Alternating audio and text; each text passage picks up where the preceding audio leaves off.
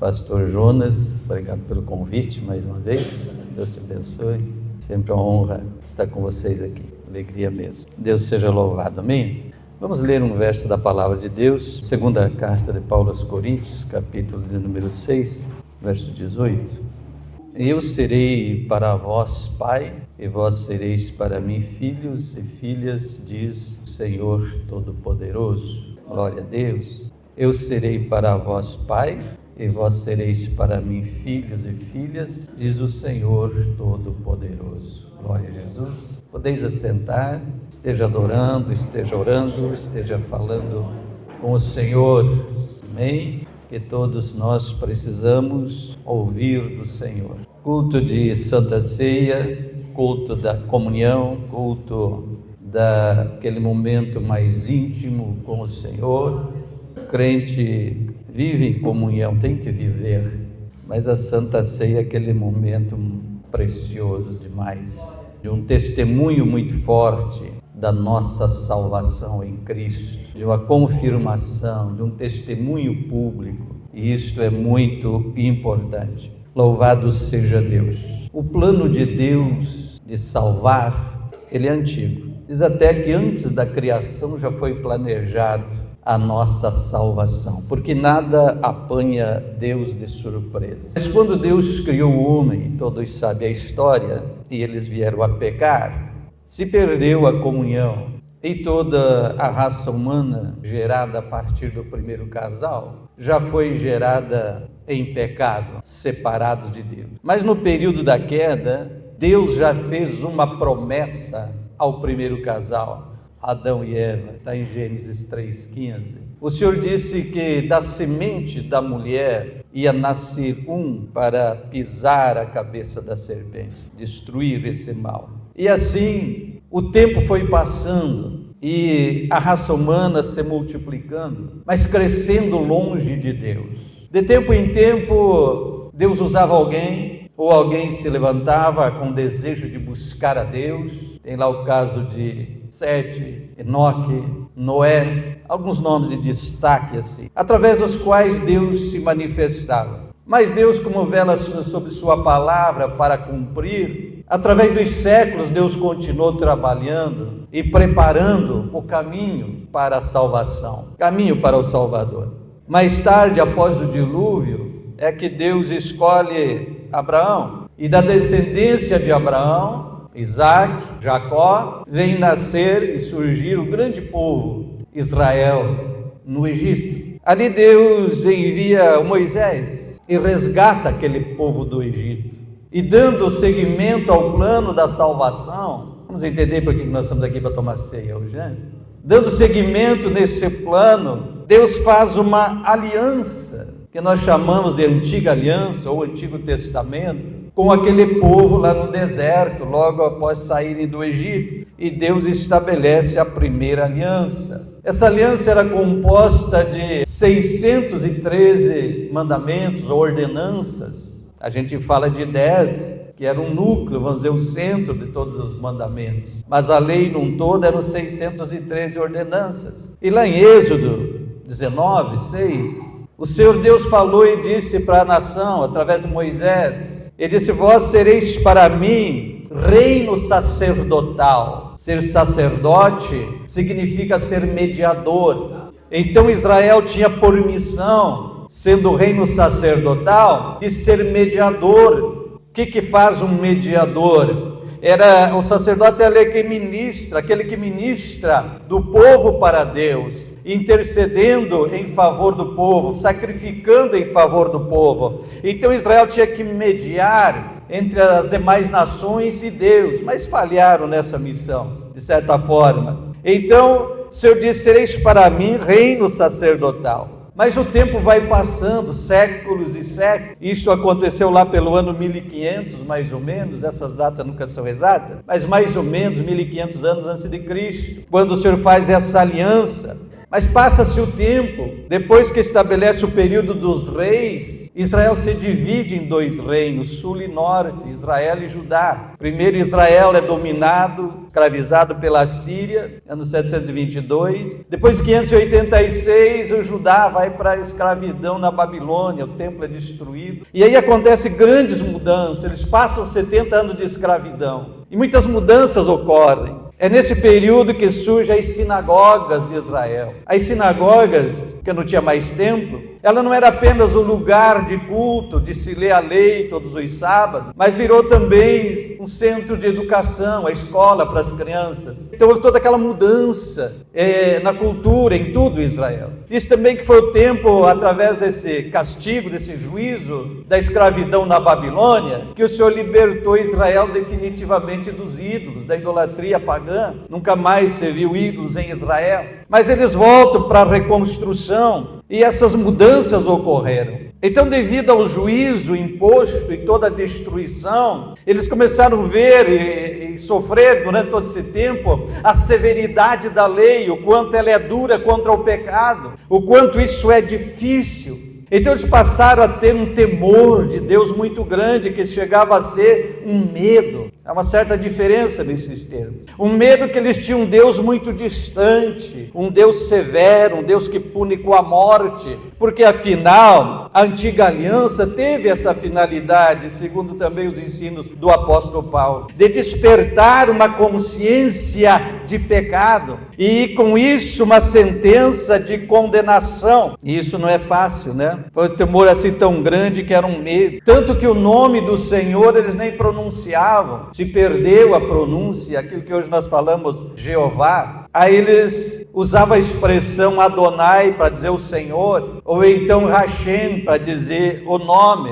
aquele nome que eles não podiam pronunciar. Hoje não se tem certeza se é correta essa expressão Jeová ou Yahvé, se essa é a pronúncia correta, porque o medo que eles tinham de profanar o nome do Senhor, desse Deus severo que castiga com morte o pecador, levou eles a ter uma distância de Deus. Além dessas 613 ordenanças da lei, tinha a chamada tradição oral, que eram as explicações e os debates sobre a lei para interpretar e aplicar, e isso eles foram acrescentando mais regras e mais coisas, que foi se tornando algo tão difícil de viver. Talvez aí a gente entenda por que em Mateus 23, verso 4, esse fardo se tornou tão pesado. Jesus disse para os líderes judaicos da época: vocês atam fardos pesados, difíceis de suportar, e põem sobre os ombros dos homens, mas eles, ou vocês, nem com o dedo, com a mão, querem mexer esse fardo. Quer dizer, o sistema religioso se tornou uma religiosidade tão pesada e difícil de suportar. E o pior é que às vezes tem um pouco disso no nosso meio. Eu que sou dos mais antigos um pouquinho aqui, eu vim da época que eles metiam medo na gente. Quem não viu aquela expressão, só eu, né? Deus vai pesar a mão sobre você, principalmente quando a gente desobedecia o pai e a mãe em alguma coisa. E aí a gente criança imaginava aquele mãozão assim achatando a gente, né? Não é assim que alguns pensam, né? E alguns dizem, Deus vai te achatar, né?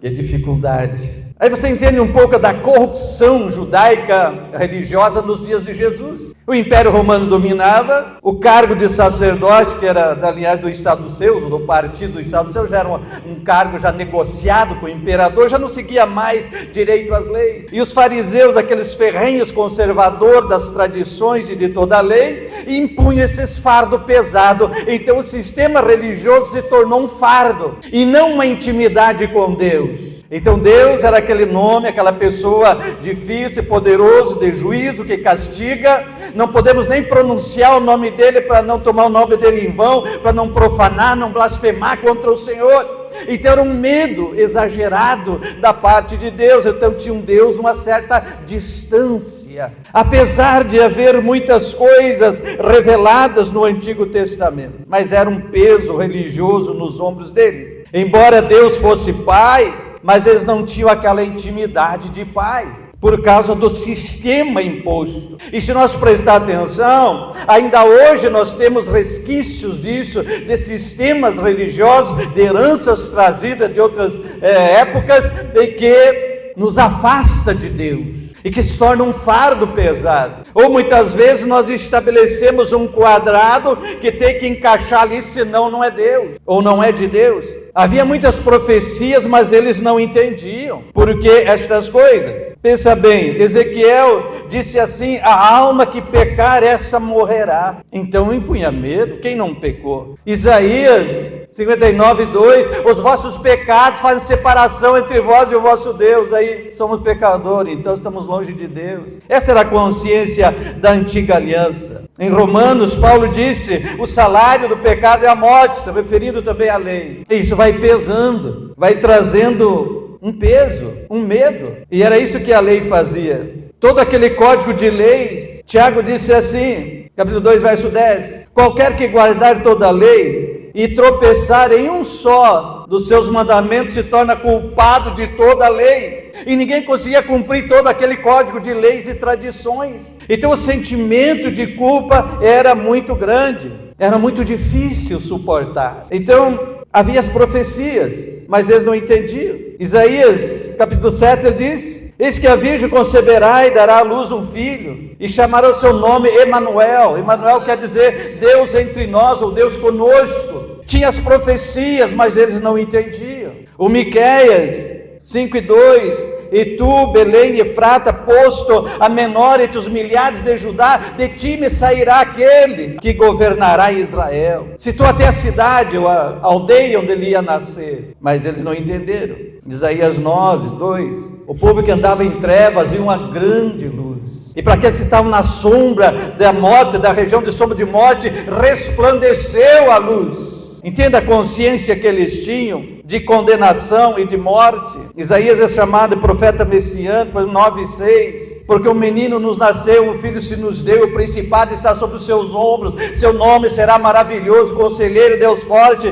Pai da eternidade, príncipe da paz. Aleluia. Profetizado, mas a tradição deles impedia de ver, porque quando Jesus nasceu, embora nasceu em Belém, mas eles moravam e se criou em Nazaré, e a aldeia de Nazaré tinha uns preconceitos, umas rixas históricas antigas. Quando Filipe foi chamado, eles disseram: pode ser alguma coisa boa de Nazaré? Aí quando falavam em profetas, e não, os líderes judaicos discutiam, não, mas da Galileia, que era a região do norte, da Galileia nunca se levantou profeta. Por quê? Porque o templo está na Judéia, no sul, onde está Jerusalém, é lá que estão os sábios, os escribas, os profetas, não vem profeta da Galileia, então não pode ser esse o Messias. A tradição judaica limitava, e as nossas tradições não nos limitam muitas vezes nosso entendimento também, ou a nossa fé? Então, apesar de todas essas profecias, aquele sistema religioso e aquele negócio impedia eles de ver a verdade. Era como estar cego. Isaías 11, verso 2: porque brotará um rebento do tronco de Jessé, e das suas raízes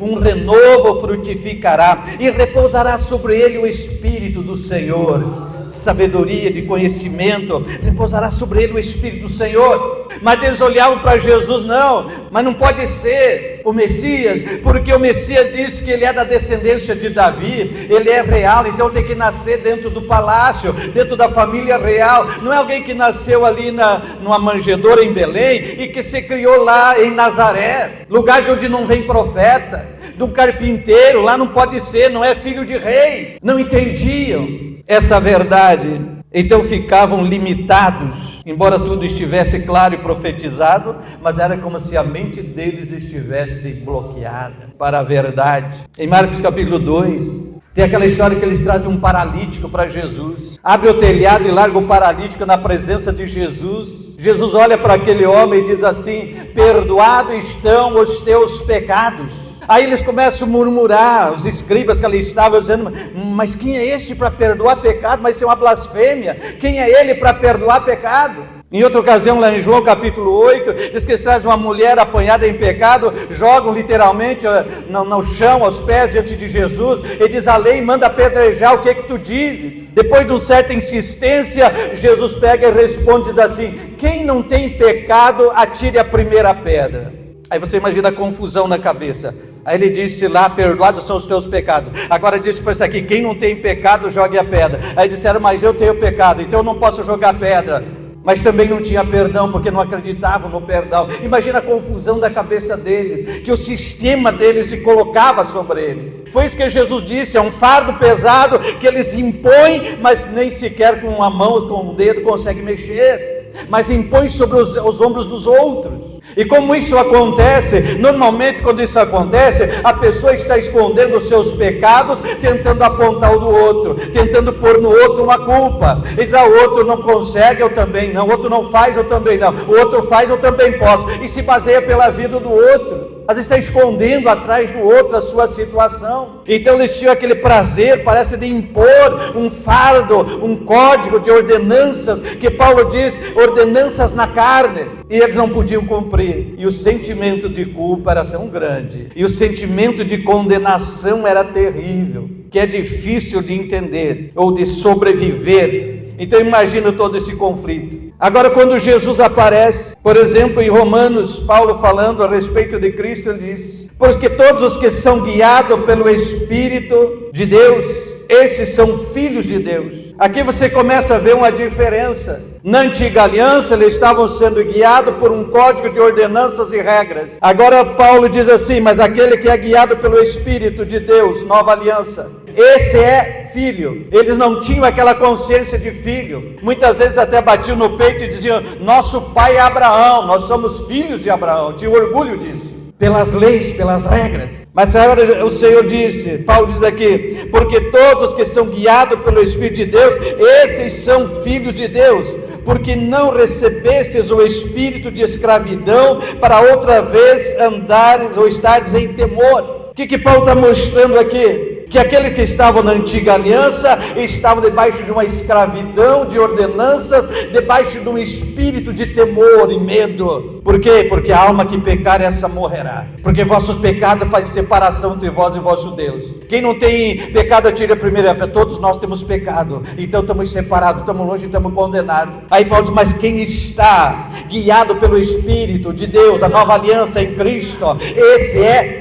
filho, e não é mais escravo, não está mais debaixo da escravidão, mas recebeu o espírito de adoção de filho, recebeu o espírito de adoção de filho em Cristo Jesus. Cristo é o Filho unigênito, e nós em Cristo, Cristo em nós, somos filhos de Deus, pelo qual podemos dizer Abba Pai. Essa expressão é papai, o papaizinho, significa ou expressa intimidade, aquilo que o judeu não tinha, que eles olhavam e diziam, não, o Senhor é aquele que mata, que castiga todo pecador, sentenciou todo mundo à morte. Isso era o objetivo da antiga aliança. E realmente era isso, por quê? Para que nós sentíssemos necessidade de um Salvador. Só que o judeu da época não entendeu, por causa da mente escrava e dominada debaixo do legalismo e da sentença de condenação. Poucos naqueles tempos entenderam esta verdade, e foi a grande luta do início da igreja e dos apóstolos para fazer essa distinção e mostrar a diferença de judaísmo para cristianismo. A igreja foi arrancada de lá, debaixo de um código opressivo de leis, e trazido para a liberdade em Cristo Jesus. Mas vem a mesma palavra e diz, agora não use da liberdade para pecar, que alguns acham que agora pode andar de qualquer jeito.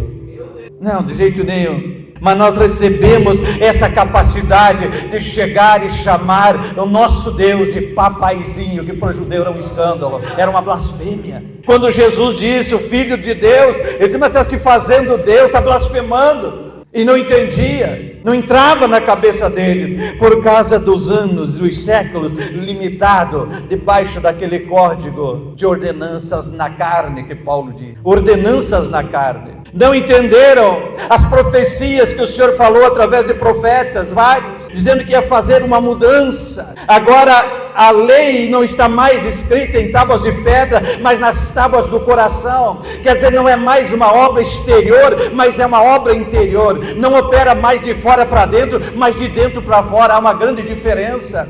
Enquanto a lei era externa e dava leis externas que atingiam o corpo, a carne, não coma, não toque, não faça isso, não fale aquilo, e dessa forma não podia salvar. Mas quando vem o Espírito Santo e a obra de Cristo que vem habitar dentro de você e arranca a mentalidade de escravo antigo e põe uma mentalidade de filho redimido, comprado e lavado por Jesus Cristo, o fardo foi embora e o alívio vem, e você pode levantar seu pensamento a Deus e dizer: papai, aleluia.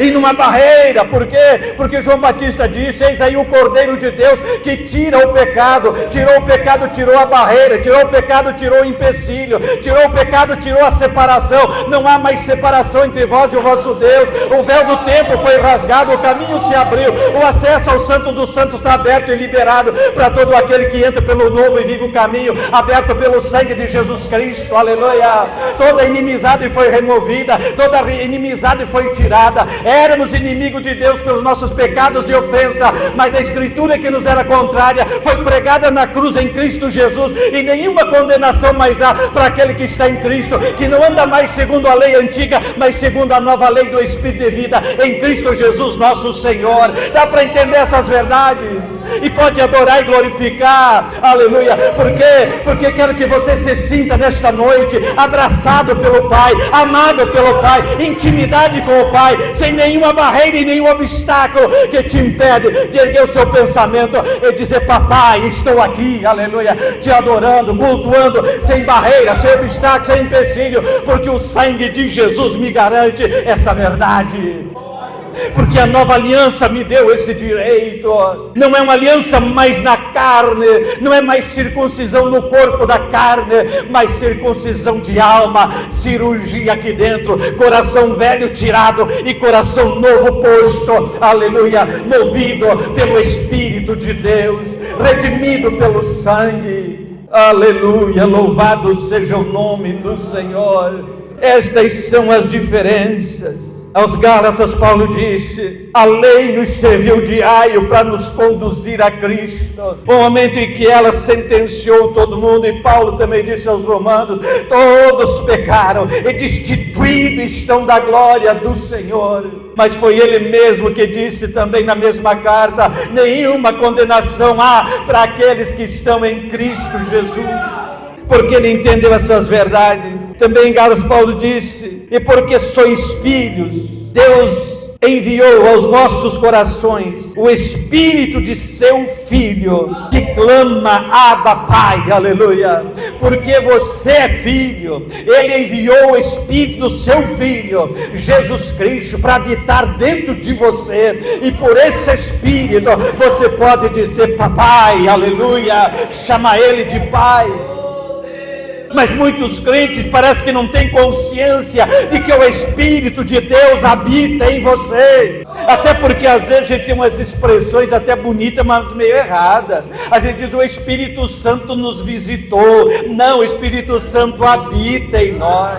A gente acha que o Espírito Santo está só aqui na hora do culto. Não, ele está na rua com você, ele está no seu lugar de trabalho, ele está na sua casa. Ah, pastor, mas que eu me incomodei e fiquei irado lá no serviço, o Espírito foi embora. Não foi. Ele traz arrependimento ao seu coração naquela hora. Ele te alerta naquela hora, porque ele está morando em você. Ele só vai embora se você chutar com ele. A não ser que você diga para ele: não te quero mais, vou buscar outro negócio. Aí tudo bem, acredito que ele te deixa. Mas enquanto você o ama e deseja, Ele está ali habitando e trabalhando na sua alma, aperfeiçoando suas fraquezas, aperfeiçoando a sua vida, tratando de você, melhorando a sua comunhão, aleluia. Eu tive uma experiência forte uma vez, num momento de muita luta e dificuldade, passando mal, estava na rua de carro, agoniado numa luta muito grande. E eu só fiz uma oração, uma frase bem pequenininha. Eu disse assim: Jesus, cuida de mim. Foi só o que eu disse. Eu senti o céu se abrir.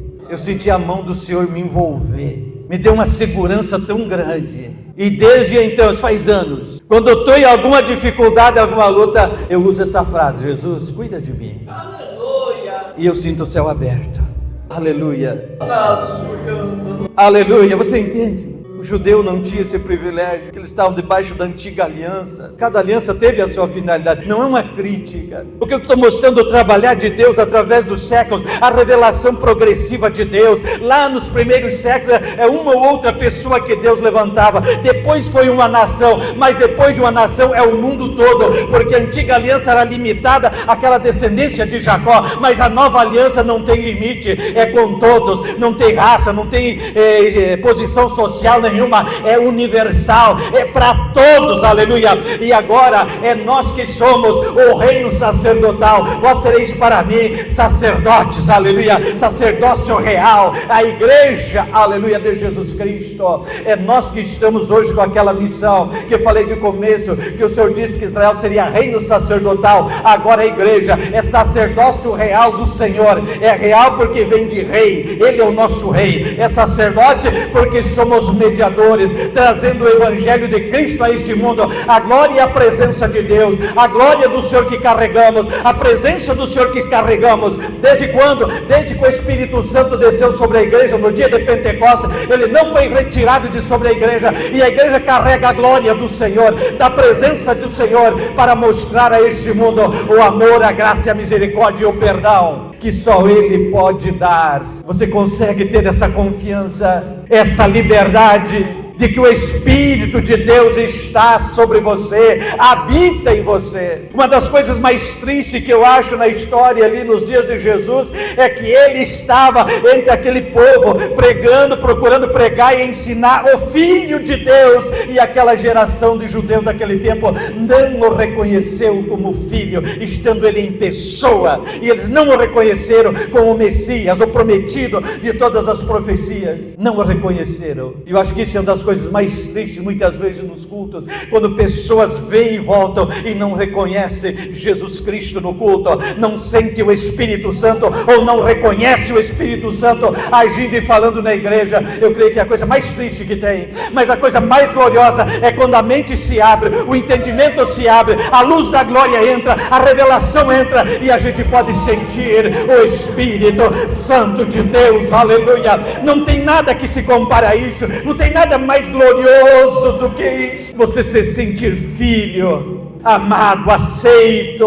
O que é que te impede da tua liberdade diante de Deus? Se alguma coisa te impede, eu tenho certeza para te dizer, é alguma alimentação da sua mente apenas, porque todo obstáculo foi removido, todo empecilho entre nós e Deus foi removido, toda aquela ordenança que nos era contrária e nos condenava, Jesus veio e pegou e levou sobre a cruz. Esse que Paulo ensina, foi pregado com ele na cruz. Nossa velha natureza pecadora, condenada, foi morta na cruz com ele. Agora vivemos novidade de vida. Talvez seja que nem o Nicodemos, né, que Jesus disse para ele, você precisa nascer de novo. Ele disse, mas como é que é esse negócio? Ele não entendia. Jesus ainda deu uma exortação dura nele, disse, mas você é mestre, você é líder, você faz parte lá das lideranças, está lá no Sinédrio, e você não sabe essas coisas.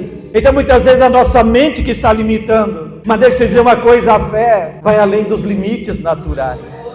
Ela vê o invisível, ela crê naquilo que o olho não enxerga. Então muitas vezes a nossa mente racional, que fica querendo explicação, entendimento, provar pela ciência, por A mais B, isso ou aquilo, não existe. A fé é você crer, aleluia, crer sem ver, crer sem enxergar, mas é acreditar. Esta é a verdade. Seu pecado foi levado na cruz em Cristo, sua culpa foi pregada na cruz, não há mais condenação sobre você, é só aceitar isso pela fé. Aí você pode chegar e participar daqui sem culpa, sem medo. Até porque a gente lê aquela palavra da ceia, 1 Coríntios 11, a partir do verso 23. E eu me lembro quando no culto TCM tinha um medo na gente, em participar em pecado. Até porque entende mal aquela expressão, sem discernimento. É condenação para você. Aí você pensa, mas eu sou pecador, então não posso tomar. Pecador é uma coisa, estar perdoado é outra, continuar no pecado é outra coisa. Então tem que discernir essas coisas. Se continua numa vida de pecado, então ainda nem viu e nem conheceu o Senhor como Salvador. Mas se já se arrependeu dos pecados e não aceita mais no seu coração o pecado, está livre, está perdoado, aleluia. Não há mais barreira, já há arrependimento. É simples assim? É simples assim. Está arrependido? Creu em Jesus? Está perdoado. Deixa o jugo velho da lei para trás. Já foi pregado na cruz. Não tenha mais medo, mais receio. Ah, mas eu sinto provocações e tentações. A má notícia é que enquanto você viver nesse corpo, você vai sofrer tentações. Mas tentações não é pecado. Pecado é praticar aquilo no qual você é tentado. É voltar à prática velha. Aí sim é voltar em pecado. Mas sofrer tentações e provocações, o inimigo faz isso todo dia com a gente. A carne faz isso todo dia com a gente. Ela é inclinada para o pecado. Mas dentro de você habita um espírito que clama, Abba, Pai, aleluia. Isso é ser salvo, aleluia. Isso é ser salvo, é ter o Espírito Santo aí dentro, te conectando, te dando intimidade com Deus todo dia. E por essa intimidade com Deus, você vai dominando a sua natureza, que está nesse corpo velho de carne, que está sentenciado sim ao fim. Ele vai acabar, mas quando ele acabar, nós receberemos um novo corpo, revestido de glória, para a eternidade com Deus. É só você manter firme na fé, resistindo às dores e às aflições dessa carne velha aí, mas continuar crendo na salvação em Cristo que está sobre a sua vida, continuar com fé, resistindo, perseverando, guerreando todo dia, e você vai chegar o dia em que receberemos esse novo corpo. Se já tiver morrido, não tem problema, os mortos ressuscitarão primeiro, e aqueles que estiverem vivos juntos, subiremos ao encontro do Senhor, a encontrar Ele nos ares, e receberemos um novo corpo de glória. Não mais sujeito às dores e aflições dessa vida velha aqui. Por quê? Porque Ele pagou com a alma, com o sangue dEle, com a vida dEle derramada na cruz, aleluia, entregue na cruz. Essa é a vitória da igreja, essa é a vitória do crente. Você crê nesta verdade?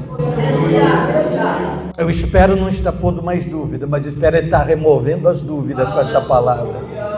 Está fortalecendo a sua fé, para que você tenha mais uma semana, mais um mês, e vá indo de vitória em vitória, de fé em fé. Essa é a vida do crente. Que amanhã você seja melhor do que hoje, que depois de amanhã você seja mais crente do que o amanhã. Assim você vai progredindo de fé em fé, sempre melhorando no Senhor, como a gente cantava antigamente, né? Sempre melhorando no Senhor. Não sei se alguém lembra desse corinho aí, né? Sempre melhorando. Essa é a vida do crente, tendo Jesus como alvo. Aí Paulo dizia: sejam meus imitadores como eu sou de Cristo, olhando para Ele, autor e consumador da nossa fé, porque nele nós temos o exemplo perfeito, nele nós vemos o nosso pecado perdoado, nele nós vemos o homem perfeito a ser imitado, nele nós vemos tudo de glorioso, olhando para Ele. Bendito seja Deus, porque sois filhos. Vamos ficar aí em pé? Porque sois filhos. Deus enviou aos vossos corações o Espírito do seu Filho. Eu quero reforçar esta frase aqui. Quero que você pense com toda a força do seu entendimento e da sua alma nesta palavra de Deus. Porque sois filhos. Deus enviou aos vossos corações o Espírito de seu Filho, Jesus Cristo, pelo qual clamamos, Abba, Pai. Alguém aqui esta noite, por acaso, tem dúvida, alguma incerteza, se o Espírito de Deus está em você? Ou você já tirou toda a dúvida, todo o receio, todo o medo? Não recebemos o Espírito de medo, mas está de novo em temor, afastado, longe de Deus, não. Recebemos o Espírito de adoção de filho. E todo filho tem confiança do seu pai, tem liberdade na presença do seu pai. Creio que nesse dia dos pais, muitos pais estiveram festejando com seus filhos. Meus filhos foram lá em casa fazer um almoço para mim. Foi um momento glorioso em família, muito bom. E para eles estar na casa do pai é a melhor coisa. Eu sei que tem pais que não são perfeitos hoje em dia, tem pais hoje difíceis, por causa do pecado mesmo. Mas o nosso Pai eterno é perfeito. É perfeito. Um amor de sacrifício. Deu a vida por mim e por você. Diante dele você pode ter toda a liberdade. Talvez você teve um pai aqui que não foi um bom pai.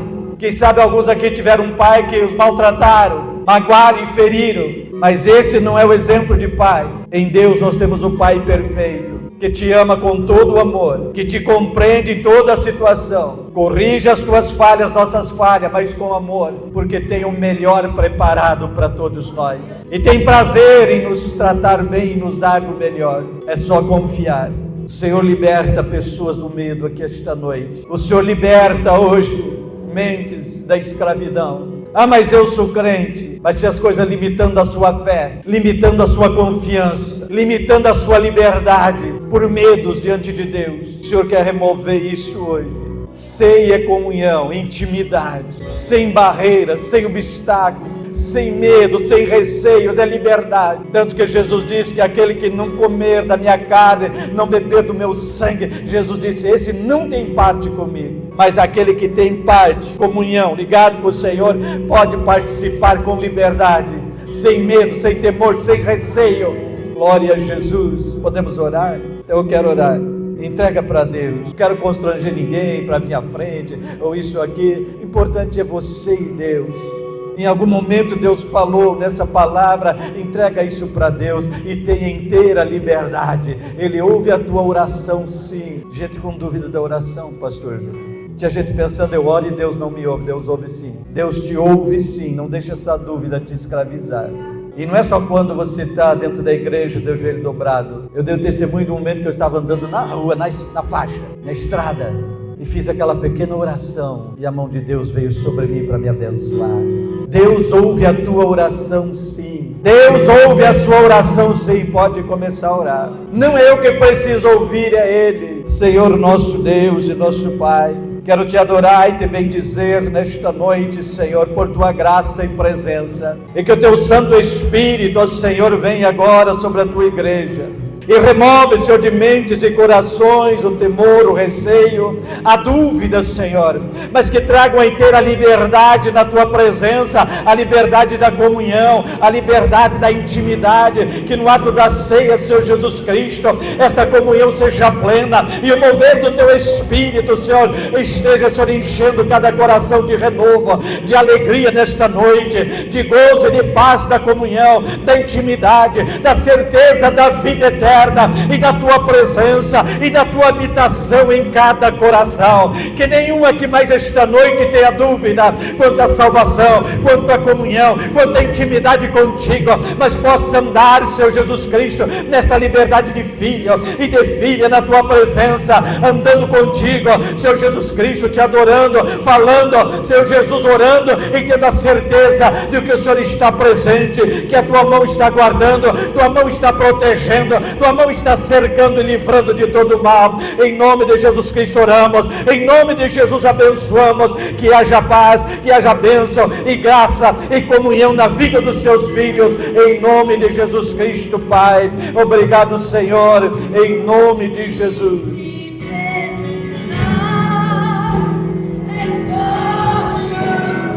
Aleluia. Não preciso de formalidades, não quero intimidade, eu sou teu pai, é só chamar. Não é só religiosidade, eu quero intimidade, eu sou teu pai, é só chamar. Eu sou teu pai, é só chamar. Eu sou teu pai, é só chamar. Chame por ele nessa noite, aleluia. Eu sou teu pai, é só chamar. E se precisar, é só chamar. Não preciso de